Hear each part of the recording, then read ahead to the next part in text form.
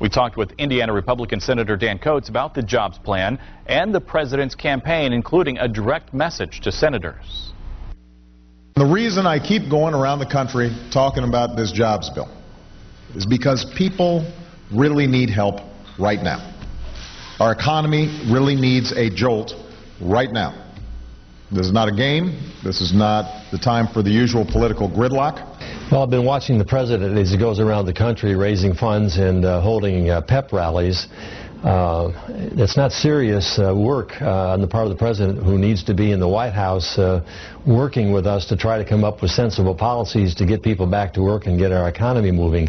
Nevertheless, there are elements of the job plan that we're willing to look at and work with Democrats to pass, but the president basically says, take my plan or nothing. It's all or nothing, and he obviously is trying to blame Congress. We're going to try to flesh all this thing out and do the things that we think really help going forward, but this take it or leave it, and I'm going to bash you from the political hustings, is not helpful. So what in the president's plan would he support? Senator Coats highlighted the extension of unemployment benefits and the tax holiday that would increase the take-home pay for most American workers. Coats was also part of the congressional hearing this week where Fed Ben Bernanke said the recession was worse than originally thought and that the U.S. economic recovery is close to faltering. Yes, I think it's very fragile, and other shocks that may come our way, whether from Europe or conflict in the Middle East or unexpected things, can further erode the public's confidence in our ability to get things done.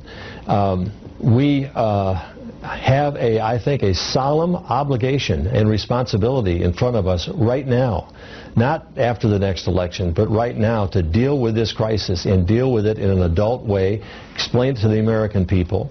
They'll have the opportunity to vote up or down on it in the 2012 elections, but this is not something that we can just push down the road anymore. We've hit the brink, and I think there's a lot of people out of work, and the economy's not moving, and we need to take good action to make things happen.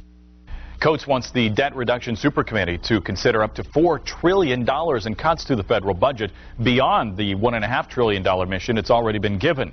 Bernanke warned Congress, though, that cutting too deeply too quickly could pose more trouble for the economy. This week, the senator also announced his support for the free trade agreement sent to Congress by President Obama. At the same time, Indiana Congressman and Democratic Senate hopeful Joe Donnelly announced plans to vote no, saying we need fair trade, not more so-called free trade agreements that ship American jobs overseas.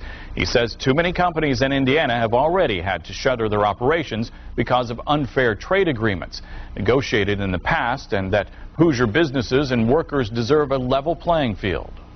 Well, listen, Indiana is one of the top exporting states in the nation. We all want fair trade, but we need to keep the trade lines open. The last thing we need in this time of recession, bordering on recession, is a trade war. We need to sell our products over in order to have a prosperous economy. And so the more we can open those lines, the better.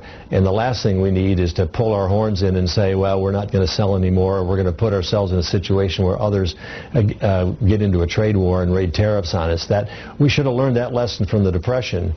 We don't want to go down that road again. House debate on the agreements begins next week, with the Senate set to take them up after that. We'll talk more about the jobs plan and the undecideds in the mayor's race with our